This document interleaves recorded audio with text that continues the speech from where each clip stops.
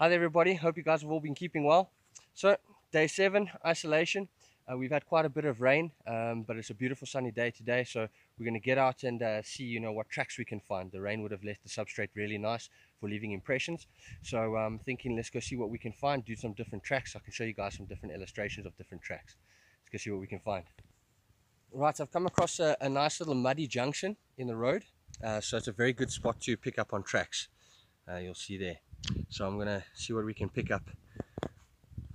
Alright, so you can see I've got a nice little set of tracks over here. You can see the little individual tracks, little tracks like that. The animal's about this wide, moves along. You can see it was dragging its back foot here a bit. Stepped again. You can see nice even spacings between the footprints. Now I'm going to give you a clue. This animal carries his house on his back. Yes, you're right if you guessed tortoise. So we have a tortoise here, quite a larger individual, so I'm going to guess it's most probably a leopard tortoise. These guys are normally active when the temperature is between 25 to 30 degrees Celsius. You can see a very nice little, little scales, indentations there. So yeah, it's only been that temperature for not too long. So I think we're going to switch from tracks and signs to trailing, and we're going to see if we can actually find this little tortoise. Okay, so I've come off the tortoise's tracks. I can't seem to pick them up anymore. The substrate has changed, it's gotten quite a lot harder, and there's also a lot of grass, so I can't really see the tracks so well anymore. So you'd think that all is lost, but we're going to do what we call a double round. So I'm going to go back around to the same spot where I had the tracks last. I'm going to do a big circle around there, and then I'm going to see if I can pick up on any tracks or anything that would slightly look like a tortoise has left it. Okay, I've come to the spot where I thought I had that the last track of the tortoise. So what I'm going to do is I'm going to resort to what you'd call aerial tracking. Now, aerial tracking is when you get to the eye level of whatever you are tracking. So if you're tracking a human, you're checking at eye level for any markings left, like broken branches or anything like that, or antelope as well. Any signs of especially horned males with their horns scratching off some bark or what have you, or even leaving some fur stuck in the bark. But with your tortoise, this is going to be a little bit more difficult. So bear with me. Okay, so aerial tracking, we're down to tortoise eye level. Now if you look, you can see that the grass has been parted over here.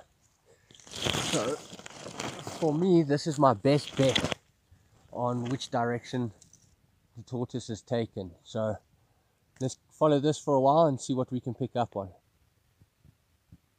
I do believe we have found what we are looking for. She's moving along a bit slowly. She's nice and in the open. I don't want to upset her. She seems to have noticed me now. She's stopped. She's not moving anymore. Okay, I've snuck in directly behind her. Now, they don't have the greatest sense of hearing.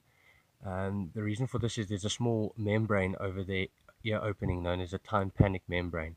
They can hear, but it's not the greatest. They depend on their other senses, their sense of smell, and they've got very good eyesight as well, believe it or not. And they can actually distinguish between different colors, well, a few different colors, not all different colors, and this is to help them to distinguish if fruit is ripe or not, whether it's good or not to eat. You can see how her little head is out there. She's very much aware that I'm here.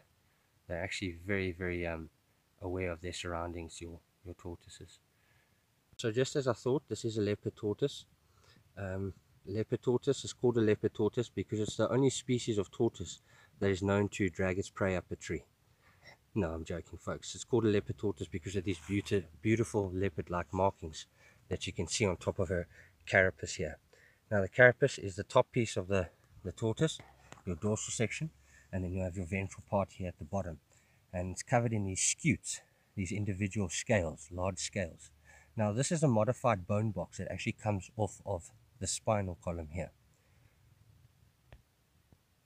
One is actually able to age a tortoise by counting the individual ridges and valleys. So you can see there's little ridges and little valleys. The valleys are said to be the summers, so that's when the tortoise grows, and the ridges the winters, where it goes into a type of hibernation known as torpause. Not a true hibernation. When it gets warm enough, the tortoise will become active again. But this is how you can age him. So if you count all these individuals, I'm not going to take the time to count them. I don't really have the time, but if you guys would like to, pause and count, and then you guys can get back to me and tell me how old this tortoise was. Right, so we can tell the age, we can tell what species it is. Now, how to tell the gender? Now, to tell the gender, I'm going to have to lift this tortoise up. Now, it's not advised to lift the tortoise up during the dry season, because that is where they store their water in their bodies. There's a little pouch called a bursa, which is actually connected to the anus, and they will store water in there for times of drought, or if they actually get scared. So normally when people pick them up, they'll actually release fluid from the bursa. This is a defense mechanism. Now obviously if it's in the dry season and there's not water available, you're going to be hindering this tortoise and may end up dying of dehydration. But now we've had plenty of rain, so I'm going to risk it. I'm going to lift her up. You'll be able to see the bottom side of her, or him. The gender reveal. And it is a female. So you can tell it's a female because it's flat over here. Shame she doesn't like that. The males are concaved. Reason they're concaved is so that they can actually get up on top of the female. Oh wow, we've actually managed to get it to move now. Generally they won't move when they're being molested, because this is when they make themselves vulnerable. Now her feet are exposed, her little head is exposed. So if I was a predator like a hyena or a jackal, I could actually grab her and cause some damage to her. So that's not really advisable to her. Now, probably because she's a younger individual. So I did mention this is a larger tortoise. You can see the size of my hand. The other species of tortoise, the hinge tortoise we get here, they don't really get this big. So this is a younger individual though. So your leopard tortoise is the largest species of tortoise that we get in South Africa. They can reach probably about 4 to 5 times the size. Also, as they get older, they'll lose these beautiful markings. They'll become a lot more dull. They're also the only species of tortoise in South Africa that can swim, and they're also our most widespread species of tortoise. So there we have it. Beautiful female leopard tortoise. We'll leave it to it. I've stressed her out a bit, I think. Good luck, girl. Try not to get eaten. Right guys, I'm saying goodbye to my little leopard tortoise friend here. Hope that you guys enjoyed it. This tracks and signs that actually turned into leopard tortoise. Maybe we'll get back to tracks and signs some other time. Stay safe guys, wash your hands.